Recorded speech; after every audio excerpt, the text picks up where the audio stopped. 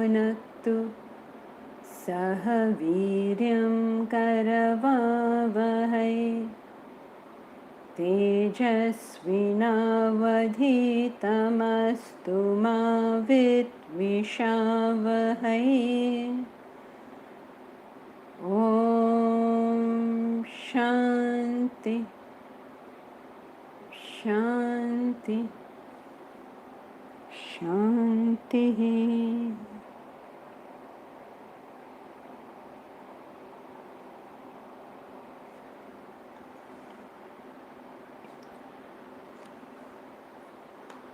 Chapter 7, we'll chant Bhagavad Gita. Together we will chant verses 21 to 30.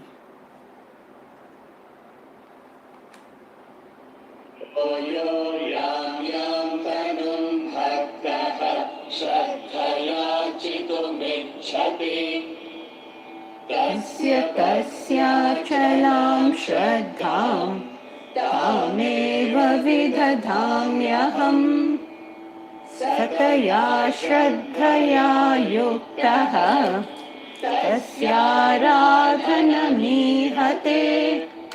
लभते च ततः कामान् मयैव विहितान् हितान् अन्तवत्तु फलं तेषाम् तद्भवत्यल्पमेधसाम् देवान् देवयजो यान्ति मद्भक्ता यान्ति मामपि अव्यक्तं व्यक्तिमापन्नं मन्यन्ते मामबुद्धयः परं भावमजानन्तः ममाव्ययमनुत्तमम् नाहं प्रकाशः सर्वस्य योगमाया समावृतः मूढोऽयं नाभिजानाति लोको मामजमव्ययम्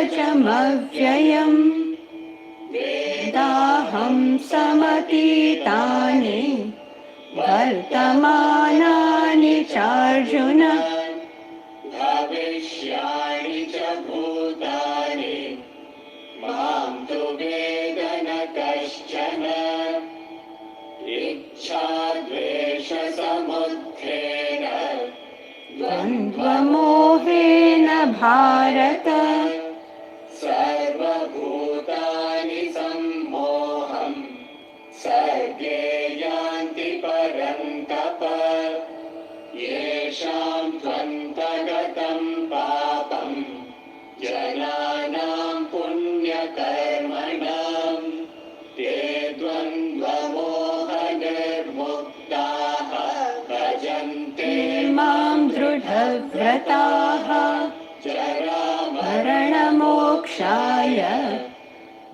मामाश्रित्य यतन्ति ये ते ब्रह्म तद्विदुः कृत्स्नम् अध्यात्मं कर्म चाखिलम् साधिभूताधिदैवं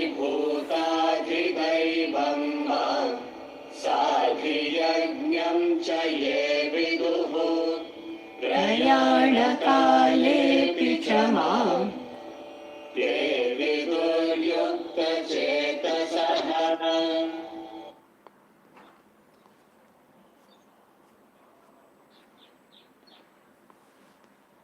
Anyone has any questions on what we have covered so far? If you have your question, switch on your video so that I can see that you have something to say.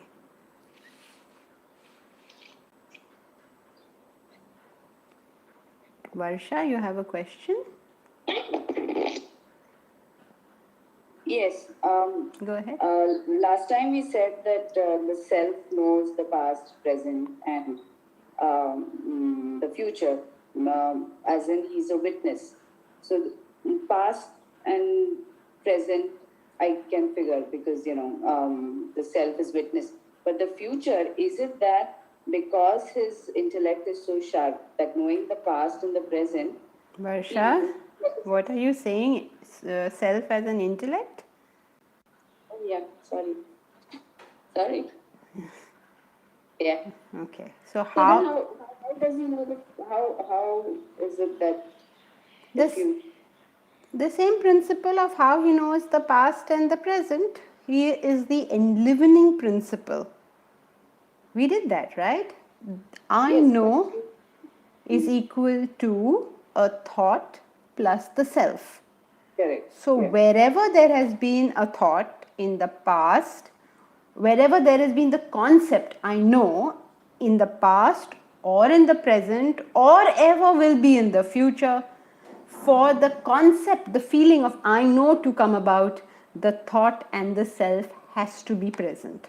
And therefore, no matter when this happens, in any period of time, the self can say, I know it. Know it in the sense, I was the enlivening principle behind it. Was, is, and will be. Okay, so not in the sense that we understand that, I know what happened yesterday, No. I know what's happening today, and I Yes. can predict. Not in that sense. Not at Okay. all, not at all. That was the misunderstanding of this verse which has created a lot of drama in Indian society. In fact, there's another verse that creates the same kind of drama because of misunderstanding, which is the verse where he says, I have killed them all, now you just do your part. Nimitta matram bhava savya sachin. And that also is misunderstood, and all these Indians have created this mess. Right. Thank you. Thank you, Janki. Anybody else had a question? Please switch on your video or raise your hand so that I can tell you have a question. On YouTube, I guess you just type it in. Rajesh, yes, go ahead. My question is, if someone is without any thoughts, does that mean he himself is equal to self? That's right. Without any thoughts has to be understood carefully, because in deep sleep also you are without any thoughts, but you are not equal to the self. So without any thoughts means literally without any thoughts, not with unmanifest thoughts.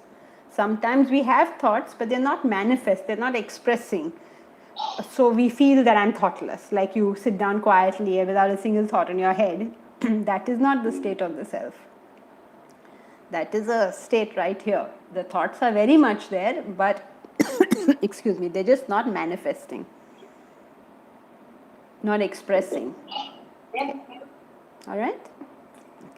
Thank you. Anyone else has anything? Okay, so we'll just quickly summarize verse 26, which we started last time, where God says, the self says, that I know all the beings of the past, present, and future, but no one knows me. So, two important concepts that we must understand over here, interlinked concepts, of course. I know the beings of the past, present, and future. I know is always is deep sleep this Gokul? Is deep sleep the same as Anandmaya Kosha? Yes, Gokul, they are both synonymous terms. Deep sleep and Anandmaya Kosha are the same thing. So the self knows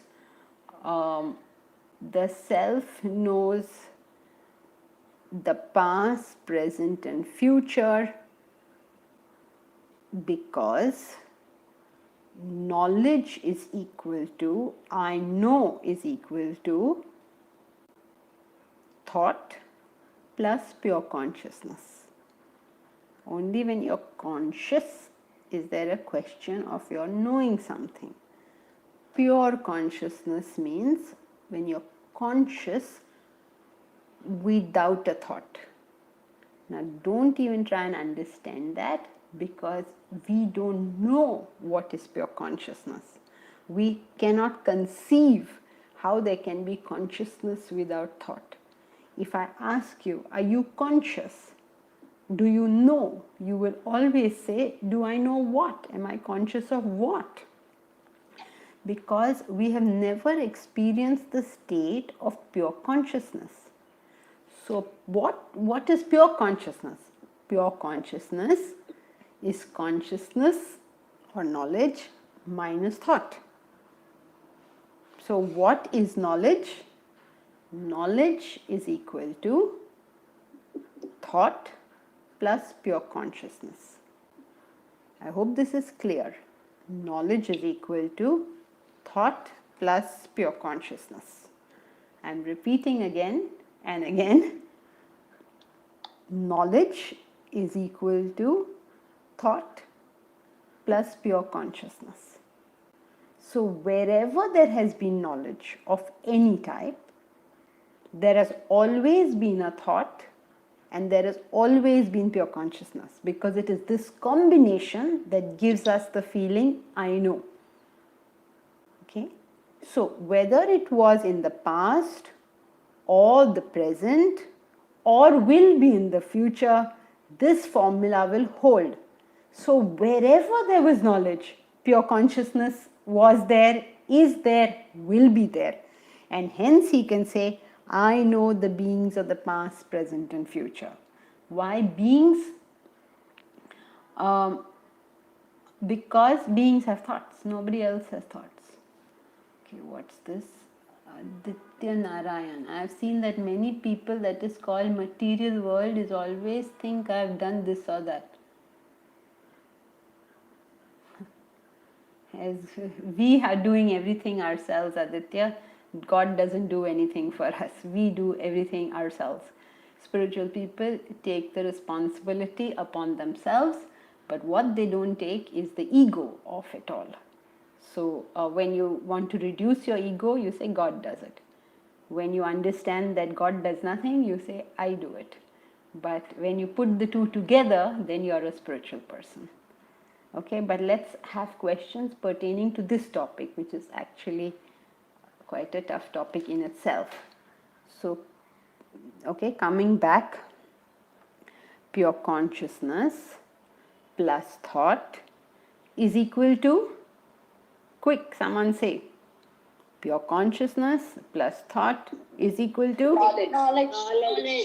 Wonderful. Knowledge. Very good. Knowledge.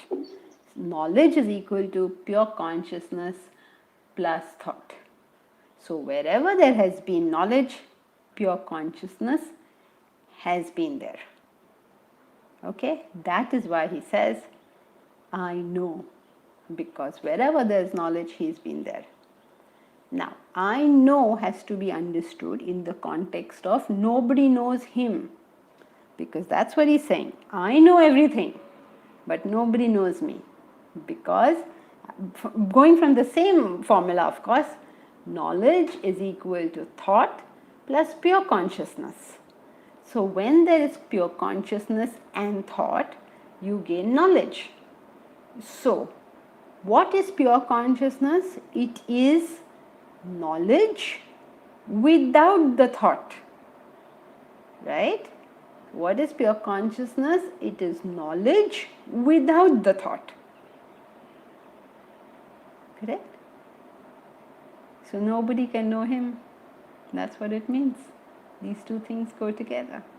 We can only know, knowing for us means thought.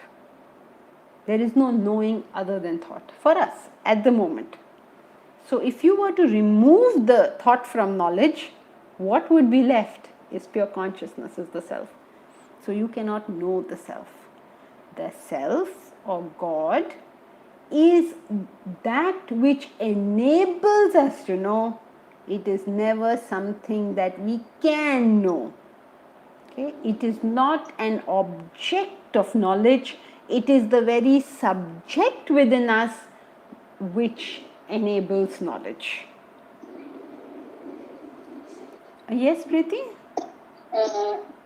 Means without thought, for a evolved person, would be thought of the world or no thought. He has absolutely his thoughtlessness, in a state of thoughtlessness. Yes, thoughtlessness.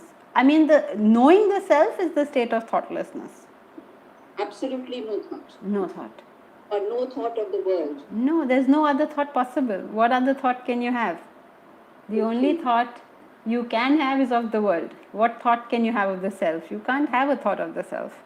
When we say thought of the self, the word Yeah. self itself is a symbol of something. Okay. Get it. Thank you.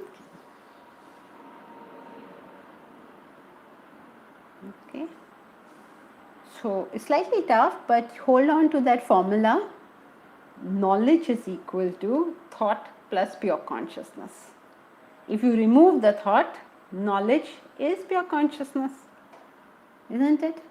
So you cannot know as we know. We know so many things. I know the tree, I know the books, I know the whatever, this laptop, I know a book, whatever, I know so many things. Okay, so what is it? There is a thought. Okay, thought of the laptop gives me knowledge of the laptop. So thought and knowledge of the laptop is the same thing. Okay, how does this come about? As a combination of thought plus the self.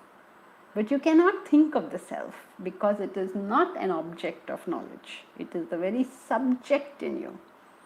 It is, think of your thought like a torch. Okay, you can shine that torch on anything in this world and you will know that thing. Your thought is like a torch. You shine that torch on anything in this world and that thing is known to you. But you can never shine that torch on the batteries. How can you shine the torch on the batteries? You can't, right? Because the battery is what enables the torch to shine that light. We think it is that bulb. It is not the bulb. It is the battery inside which enables this torch to work. So you take out the battery from behind and put it quickly in front of the torch. Can you see it? There is no way that torch can show you the battery. So there is no way our thoughts can show us the self. It can't be done.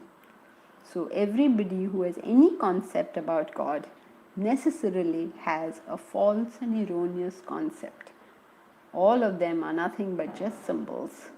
So whether you use the symbol Om, you use the symbol Krishna, you use the symbol Allah, you use the symbol Father in Heaven, all are symbols of that unknown transcendental reality which one day hopefully we will all rediscover. Janki ji, thank you so much. You explained this with the example of torch so well. Thank you so much. You made it very simple that it is the battery within that is the self that enlightens everything. Thank you so much for making it so simple and understandable for us. Thank you. I hate to tell you, I'm not the genius who comes up with all this. This is traditional knowledge. I'm only repeating it.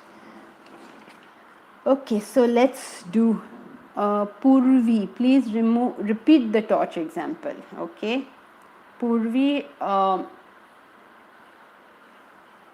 If you have a torch, the torch, you can shine that torch on anything and you will know that thing. Means that torch will light that thing and then you can see it.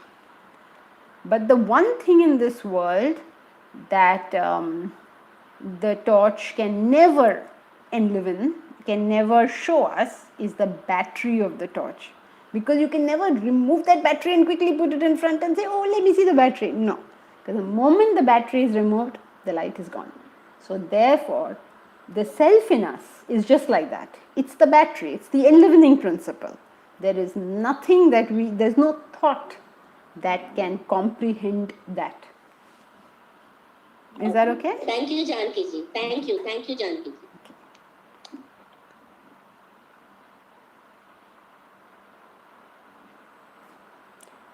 There is another example which is given also traditionally, is that the example of the tongs. You know the tongs with which you make chapati or you take out the toast from the toaster. So the tongs are the things which can hold objects of the world. But the one thing that the tongue cannot hold is the hand that holds that tongue. See, those fingers that are holding the tongue cannot be held by that tongue. So this is another example to explain to us how the self is not an object of perception but the subject of perception, that in us which enables the perception, not what we are perceiving. Okay, so let's go to verse 27.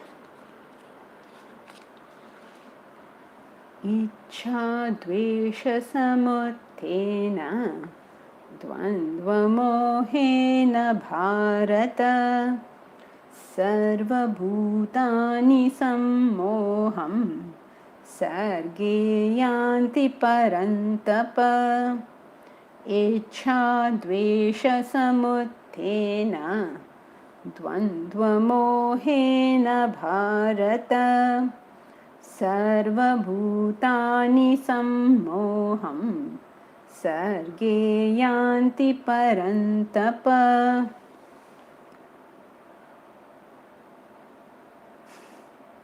It's Preeti, do you want to ask a question? Your hand is raised.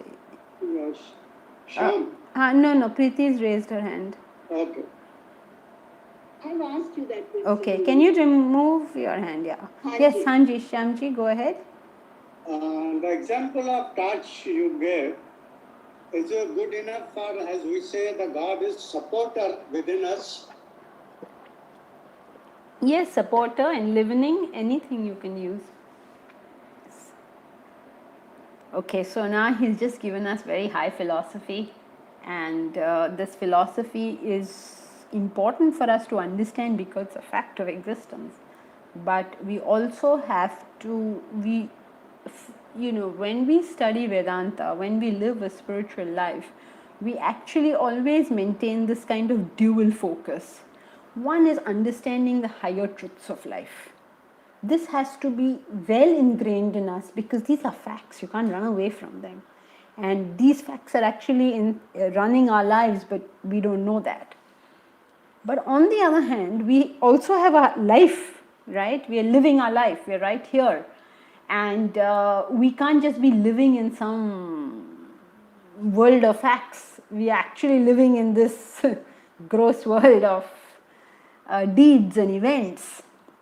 So we must understand that as well, and therefore the correlation between these two ends of the spectrum, the higher thoughts and the fact of our life. I mean, both these facts we have to always connect, and you will find that Krishna always does that. He doesn't leave us hanging in the air with just facts of life, but always is explaining to us how important it is to apply the truths to our life.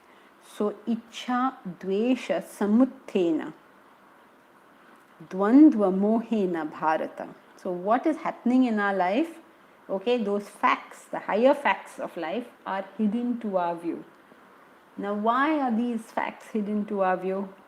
Ichha dvesha samuttena, uttena, by the rising, by the huge tide of ichha and dvesha, by liking things and disliking things, this huge tide of likes and dislikes that rise up in us, creating for us the dvandva mohena bharata. Dvandva moha is the moha of the dvandvas. Now this word dvandva in Sanskrit we should all learn as Vedanta students. Dvandva means pairs of opposite. These are the pairs. Vedanta describes the world as dvandvas. Dvandvas means pairs of opposites. What is this world? Another fact that we have to get. This world is made of pairs of opposites. There are people who will praise you. There are people who will criticize you. There are good days. There are bad days. There is heat and there is cold. There is tall and there is short. There is day and there is night. There is all sorts of pairs of opposites going on in the world. There are the saints, there are the sinners. All day, all your life, you're facing nothing but the dvandvas. Now we get into dvandva moha. We get into the delusion of the mohas, of the dvandvas. We get carried away. What is it? what does it mean that we get carried away? When it's day, we are happy. When it's night, we are unhappy. Or the other way around. Someone tells us something nice, we feel happy. Someone tells us something bad, we feel unhappy. Now, this must be carefully understood. The world means dvandvas. This is a fact, right? There will be people who speak well of us, there will be people who don't speak well of us. This is a fact.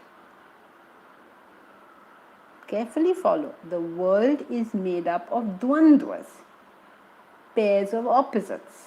Good things, bad things, evil things, noble things, all sorts of things.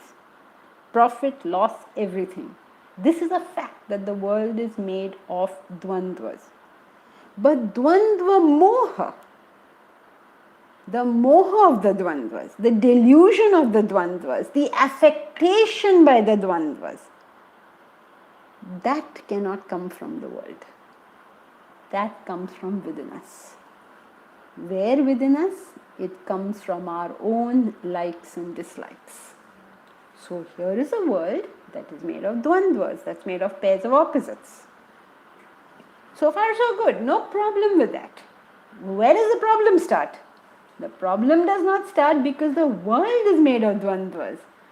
Problems in our life occur because we are made of likes and dislikes.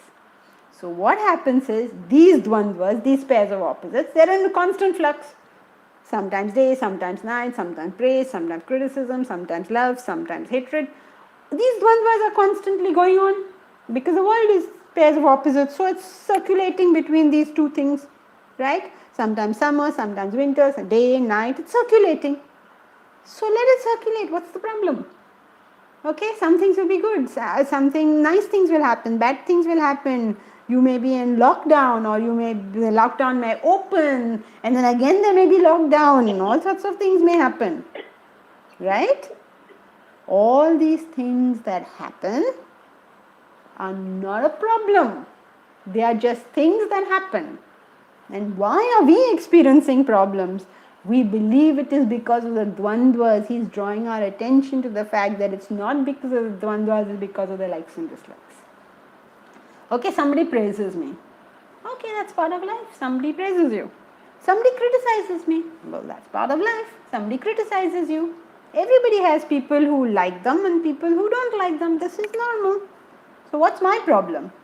My problem is that I like it if you praise me, and I don't like it if you criticize me. I like it if I have profit. I don't like it if I have loss.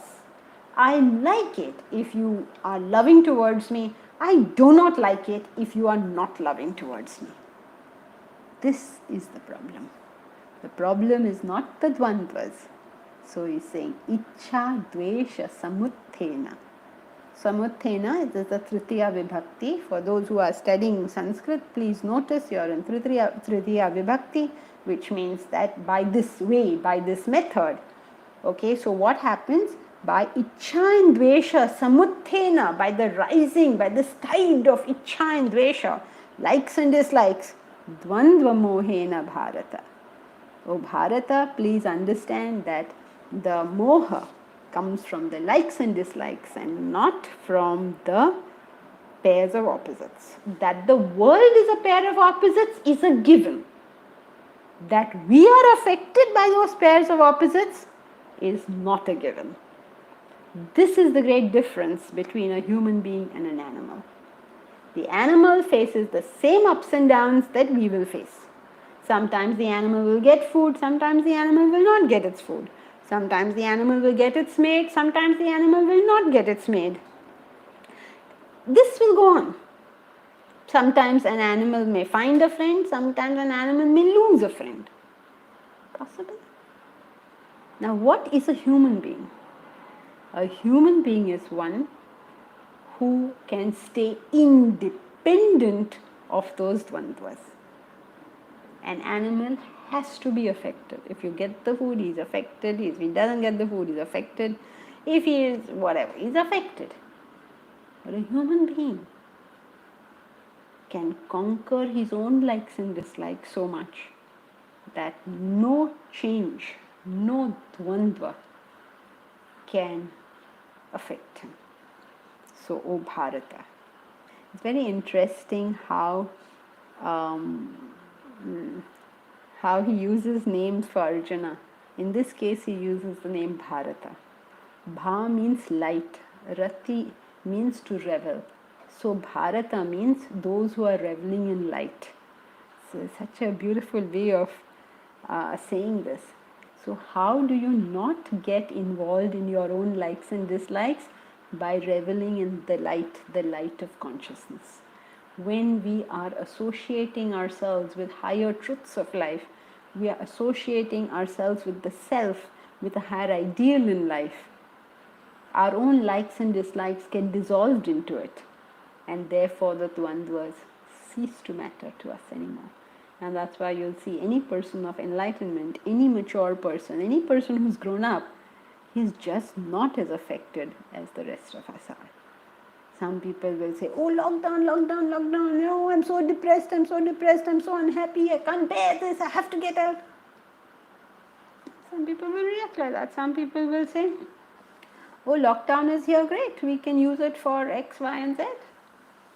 Look at all of us here. We have all started studying the Gita nicely because of lockdown. Thank you, lockdown.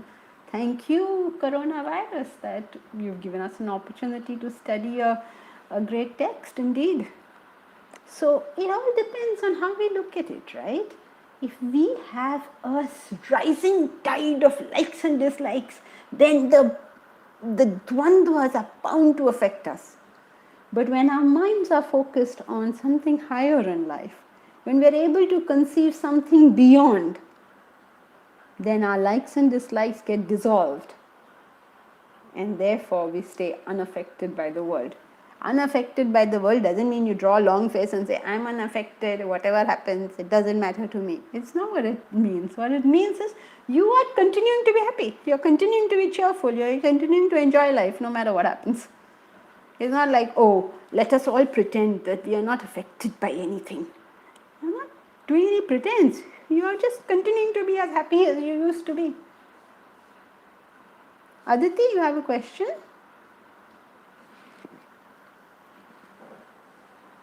Aditi? Janki ji? Yeah, Hemangi here. It is... Okay, go ahead. Yeah. The thing is that although it is okay intellectually during the class we understand that if we live in the self, live in the light, then we can be happy always.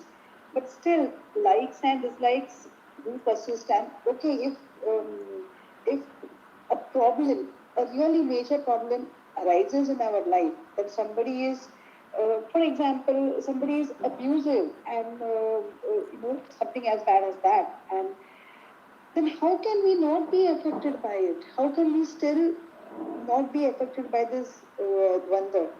Because we are this mind and body as of now. We have not reached that height of enlightenment, and we are living in this world. We have to live. We have to take care of. We need a home. We need all that we need to be in this world. We need it as long as we have this body.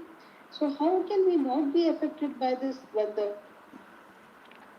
Hemangi, you're right that we are not enlightened souls. We have our desires, we have our likes and dislikes. We have to, we want to live in the world. I won't say we have to, we want to live in the world.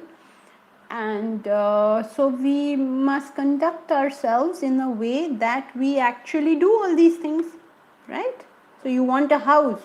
You have to conduct yourself in such a way that you get one. You want to have friends, you have to conduct yourself in such a way that you get some. Somebody is abusing you, you have to conduct yourself in such a way that nobody dare abuse you. How dare they speak to you rudely? How dare anyone treat you badly? Right? Now if you get affected, you can't do any of this. So how to get affected is not an option. You seem to think I have to get affected and then I'm going to do these things. That's wrong. That's a wrong understanding. You have to not get affected so that you can handle all these things. If somebody is abusive towards you and you are getting affected by it, you will reduce your capability of dealing with it. So if somebody is abusing you, first understand somebody is abusing me. He or she has no right to do this. Right? If it's really very bad, I report it to the police. If it is normal, everyday sort of abuse, I have to change my behavior so that people don't talk to me like that. How dare anybody? Can anybody go and abuse Swamiji? They can't, right?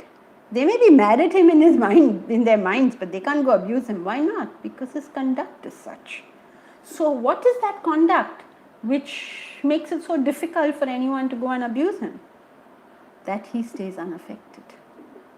When you are able to stay unaffected, you are able to handle the challenges of your life. Exactly what has happened in the Gita. Arjuna is very affected by what's going on the battlefield. He's not able to handle the matter. Krishna is not affected, and therefore he can handle the matter. So the way to handle a matter means to get my house, to be well respected, to do whatever it is. We need to stay unaffected. We need to stay unaffected. How do we do that? By focusing on what our goal is. So if somebody is treating you badly, focus on what is your goal. What is it you're trying to do? What is it you want out of this? Focus on that and do all the actions necessary to do that thing. Is that clear? Yes, thank you, Janki ji. Thank you. Okay. Aditi, did you have a question? Hari Om Janki ji, can you hear me now? Yes. This is a little vague right now to understand. So I just wanted to know, do you have to think of the duality over here of life, that this is a part of life that is going to happen? For example, I got very affected by that elephant story where they put in the pineapple, they put some kind of a bomb in the mouth, and it affected me for a very long time. Now, how do I look at it objectively as to, obviously I'm not being able to help over there. Do I have to look at it in a way that this is a part of life? There is going to be good, there is going to be bad, and if I can help in some way, I must, and if I can't, I have to look at it objectively. Is it this that I need to be thinking, or is there something more? Can you give me more clarity on? Yes, you're right. You're right. That's what you have to understand, that there will be good people who look after animals, who understand that living with animals and living with the plants and living with all of nature is part of our existence. If all of them were to not be there, we would be dead. So this is an ecology, it's all working together. We are all part of the same system. So the people who are sensible will look upon it like that. The people who are not sensible will look upon it as something to abuse, something to take undue advantage of. Somebody is weaker than you, like the animals or the trees, so you just prey upon them. So people with low values will behave like that. So there will be people of high values, there will be people of low values. This is just life. Now, it's extremely sad that someone should do that to an elephant. Naturally, we will all feel very bad about it. But now we have to ask ourselves this question. Am I going to leave whatever I am currently doing and go deal with this problem? If yes, then go ahead and deal with it. If no, then support anyone else who's dealing with it. And even if that is not possible, then it's just one thing where I have to give compassion, where I feel deeply, but I am not able to execute any action for it. I can only give compassion. So that is where I have to leave it, because suppose I did now stop whatever I was doing and going and looking after animals, then somebody I will find has abused a child, and now I'll have to deal with that. So I'll have to leave the animals and go to the children. Then I'll find, oh, now the elderly people are being treated badly. Now I can't run from pillar to post. So I have to decide in my life, what is the cause I wish to work for, and stay with that. And wherever I can help others, of course I will. Support others, of course I will. But I have to stay with whatever is the highest I can conceive and execute. So objectivity means, and always means, understanding the whole picture. Got it. Thank you, Gita. Will Gandhiji's example also be true in this, the partition example that you had given once? Yeah, in the sense, yeah, he had to work, he decided to work for independence, not partition, independence. So, Yes, and then when the partition happened, he couldn't help it. So was his attitude towards the way you have explained, if that is what it was he objective? I mean, I can't ask because obviously it's Gandhiji's thought process, but I think in one of the lectures you had said that he couldn't do anything about the partition, so obviously he had a lot of grief. So can you have that grief but and still look at it objectively? of course, in fact, what is objectivity if you don't have the feeling? I mean, what need is there for objectivity if you're not feeling? So the feeling is fine to feel what you're feeling, but not to take it to an extent that it starts affecting your daily. Not your daily thing. Then you take a call whether you wish to do something about it or not.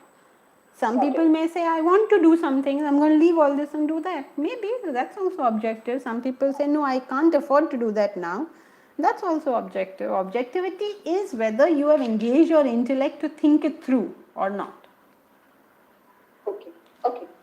Thank you, Shanti. Okay, what? Aniruddha. Aniruddha says, I'll come to you, Rajesh. In a way, we each need to build mental resilience so we can create the possibility of being unaffected. Yes, that's right.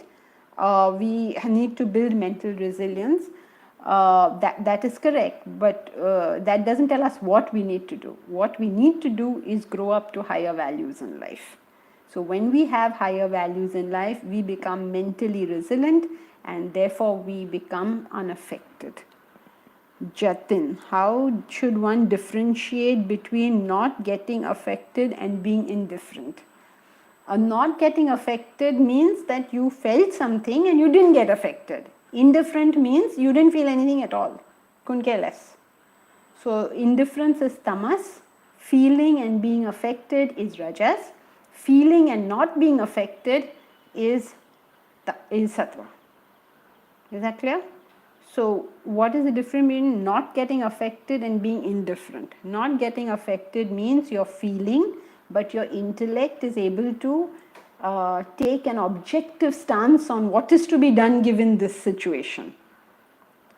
When you're affected, your mind is feeling, but your intellect is not able to deal with that situation. It's going under the problem, it's not being able to be above the problem. And being indifferent means I haven't even recognized there's a problem yet. It's tamas. Is that okay, Jatin? Thank you. Okay. Yes, thank you. Okay. Rajesh?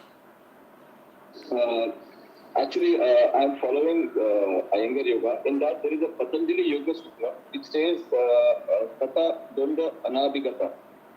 So at that point, when you're doing an asana and if you're getting absorbed, at that time, these dualities will get reduced or will get nullified. So is this the connect with the Bhagavad Gita, with the Patanjali Yoga Sutras? Is there some connection like this? No. It is not correct to think that by doing yoga this will happen unless you do Ashtanga yoga, which means you do the whole practice, which actually comes down to the 3 yogas only. So people have unnecessarily associated yoga with a philosophy. Yoga is physical exercise in the way people are doing it now. If you're doing yoga philosophy, that's a different thing. Okay, so when you do philosophy or whichever one you choose, then we reach the state of being unaffected. By doing an asana, nothing is going to happen. Neither by asana nor by pranayam. Now do the whole lot. We say Ashtanga yoga, we pick up 1 or 2 things and we say I'm doing yoga. I mean, of course it is yoga, but it is not the full thing.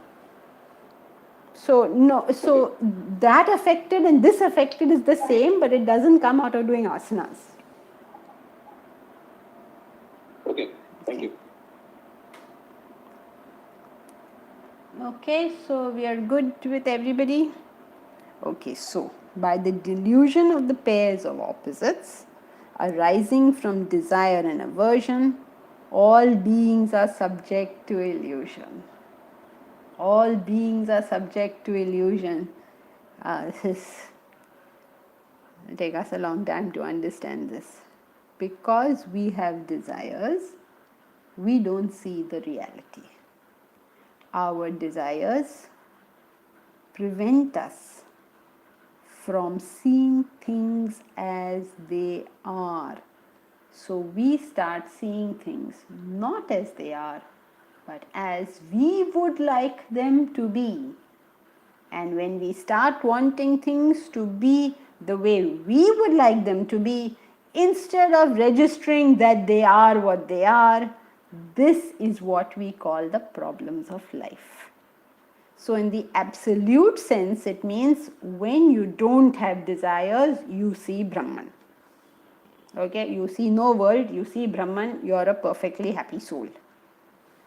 Okay, there's only Brahman, there is no world to disturb you. In the relative sense, okay, this is the state of enlightenment, when you're not subjected to any kind of illusion. But this is for the enlightened souls. But for us, the same principle applies, that we don't see things as they are. Okay? So somebody says something bad to me, abuses me. So I should see things as they are, right? What should I see? That this person has negative vasanas and he is behaving in this manner. But what do I see? What actually happens to me is I am hurt. Arey, he is behaving badly, why am I hurt? He is eating chilies, why is my stomach hurting? He is just a bad mannered, low value individual and therefore he is behaving like that. Another person who is cultured, who has higher values of life, will not behave like that. But when I meet the person who has low values and is behaving badly, I am hurt as if it's something to do with me. If I meet a person with higher values, who's very loving, who's very cultured, I am very pleased as if it has got something to do with me. The person who's being bad is being bad because they have those vasanas. The person who is being good because they have those vasanas. Ab main kya karu? But when my desires are playing a lot, then what happens is I associate all this with myself and I get affected by it. So since we are born with desires, in fact the reason for our birth is desires, we are born with desires. He says all beings are subject to illusion at birth. From birth itself, we cannot see the truth for what it is. In the absolute sense, we cannot see Brahman. In the relative sense, we cannot even objectively see the world for what it is.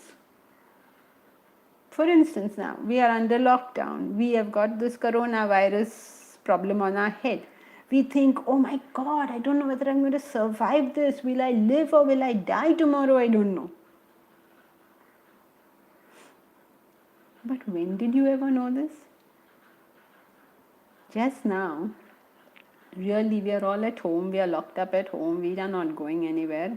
And we have not met maybe our relations, maybe our friends. And it does occur to us that after all this is over, which of these people will we meet again? Will we be meeting any of them again? Who will survive this? Who will not survive it? We don't know.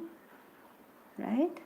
There may be so many people now who you don't know, but you're never going to be seeing them again in your whole life. And you say, oh my God, that's such a frightening thought. That's such a painful thought. That's such a sorrowful thought. And it is. But before coronavirus existed, the same situation existed. Every time you said goodbye to a person, you never knew whether you were going to see that person ever again in your life or not. Now it has just been brought to our notice, but the situation is no different. People say, oh my God, I don't know whether I'll lose my job or not. Do you realize the situation was there before also? At any point you could have lost your job. the same situation, it hasn't changed. So if we see the world for what it is, we understand these cycles take place. Next chapter we are going to do, we are going to do chapter 8, all about the cycles of life. All the pralaya and the sarga and all this we are going to be studying. All these cycles are there. They will come, they will go. Why are we going up and down with them?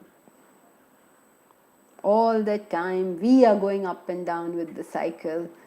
The heat comes, you go down. The winter comes, you go up, or the other way around, depending on where in the world you are. In India, when it's hot, we start grumbling. When it becomes cool, we become happy. In Iceland, when it gets cold, they become unhappy. When the sun comes, they become happy. Depending on where you are in this world, the cycles will go on. We do not have to go up and down with the cycles will go on. So he says, O Bharata, by the delusion of the pairs of opposites arising from desire and aversion, all beings are subject to illusion at birth, O Parantapa. What a great way he has of putting it. So this time he says, okay, so first line told us that we get influenced, we get affected by what's going on, not because of what is going on, but because of the desires within, because of the likes and dislikes within us. How do we get over that? I mean, he's not spoken about it in this verse, but he uses the word Bharata. Bharata shows reveling in light. So if you revel in light, if you were reveling in knowledge, if you understood the facts of life, then you would not be affected by these desires, by these likes and dislikes. Second line says, Sarva Bhutani Sammoham Sarge Yanti Parantapa. All Sarva Bhutani, all beings, Sarge Yanti, from very birth itself, we are subject to this illusion. O Parantapa. Parantapa means, tapa means to burn. Parantapa means to one who scorches, one who burns his enemies, who defeats his enemies. So what is he telling us? So who is the enemy over here? Can anybody tell me who is the enemy? Desires. Yes, the likes and dislikes. The desires are the enemy within. Oh Parantapa, burn them. Once they are burnt, you will no longer be subject to it. But to burn them, that requires effort. So Parantapa is a word of, what should I say? Fighting word. When you want somebody to fight you, say, you're a scorcher of enemies, because you have to fight that within yourself. So interesting psychology he puts into this. Okay, Sangeeta, you have a question? Yeah, Hariom Ji. Hariom. My question is like at this present, in the present scenario, how is a young person supposed to be, pacified if he has got admission into an Ivy League and because of all these circumstances he's kind of losing on a chance of a lifetime. So how does he make himself understand not to get affected by his desire to go there? Or Well, he has to figure out how to do it in spite of everything, just like we will do it for everything in life. When we try anything in life, any purpose if we have, in this case this gentleman wishes to enter an Ivy League college, he will meet various challenges.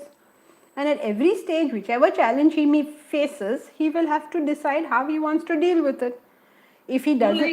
like the admission is there, he has the admission in his hand, but because of the circumstances, he is not able to go, or maybe he will have to take a deferral. So this is quite disheartening. So how to make the child understand that it's okay, It's okay means how can you tell him it's okay? We can always tell other people it's okay. It's not okay, but you have to choose between available options. Okay. Yeah. You always have to choose between available options. You will always have challenges and you will always have options, and you have to choose whichever is going to take you closest to your goal. In this case, if it's defer. If you can do online, do it online. I mean, there are 10 options. If you keep your head on your shoulders, you will be able to choose the option which is the most suitable to whatever you want to do. But my question is that this does affect us. How can we stay unaffected by this dwand in our life? By understanding this is just part of life. What was this person expecting that in their whole life they will never find any problems? Everything is going to be so smooth. Everything I want to do is just going to happen. Please get used to the fact that it won't. And when it doesn't, you have to deal with it. What is nothing to, I'm bound to be affected. You want to be affected, go right ahead. Pull yourself down. If you feel that you still want to pursue your goal, you keep your head above the level of water somehow and figure out what you wish to do next. Because this situation is this situation. Now what do you want to do about it? So you can't do poo all, oh, he's feeling so bad and I'm feeling so bad with him. No. Here is a situation. I mean, it's difficult to deal with these uncertainties of life, and it's not as easy as it sounds. Get used to it. This is life. Yeah. I mean, you can just, one second, Thank Himangi, you. just as whether you accept it or not, there is day and night. Now, if you choose not to accept it, okay, cry. If you accept it, you will be able to make the best of it. So the acceptance is the mantra. Acceptance, not acceptance as I'm fooling myself and saying, no, I have to accept. Accept means I keep my intellect, I don't allow my intellect to get affected by the problem so much that I can no longer solve it. Yes. Mm-hmm. Yeah, thank you. Okay. Himangi? Yeah, actually, what I sense and each one of us experiences that when someone we love has a big problem in life, yes, we have to be intellectual and we have to think of how we can solve it, think of the options and all that. Keeping in mind that yes, problems do come and we have to face them. But when problems come on somebody close to us, for example, our children, like this, she said, her maybe the person who couldn't go to the Ivy League, if it's her son, then it is very difficult to remain unaffected. Okay, So, then get affected. You're making a case for being for being affected. Go ahead and be affected. I mean, I don't know what the point is. It's very difficult. I can't do it. Then don't do it. Suffer the consequences. I mean, what is the point of arguing for being affected? I really don't get. Okay.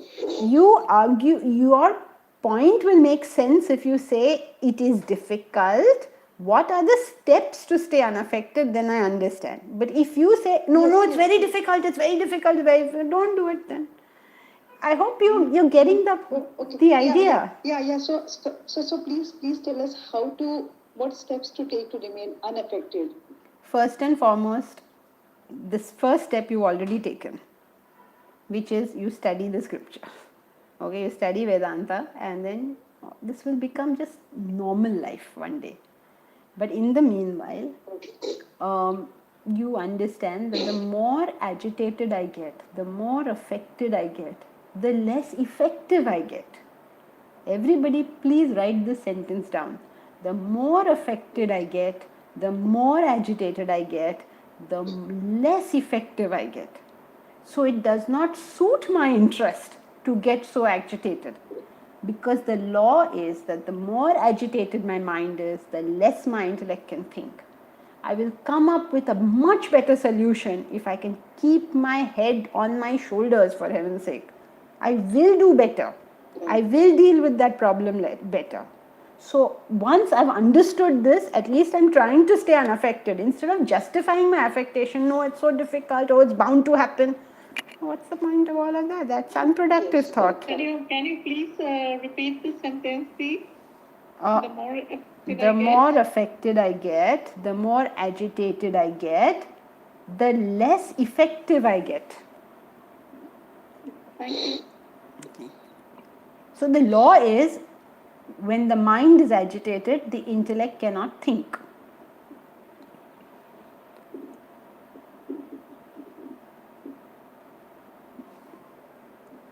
Yes, Rajesh, that's correct.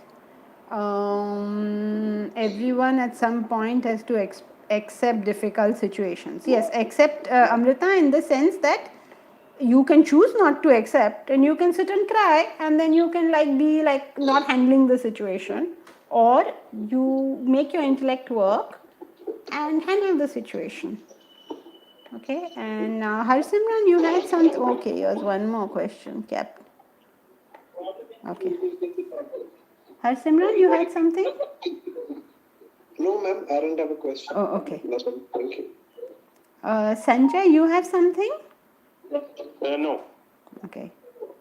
Okay, so then that's it. Okay, then we will continue next time. Hari Om. Thank you, Janki. Hari Om. Thank you. Hari Om. Janki. Hari Om. Thank you, ma'am. Hari Om. Hari Om.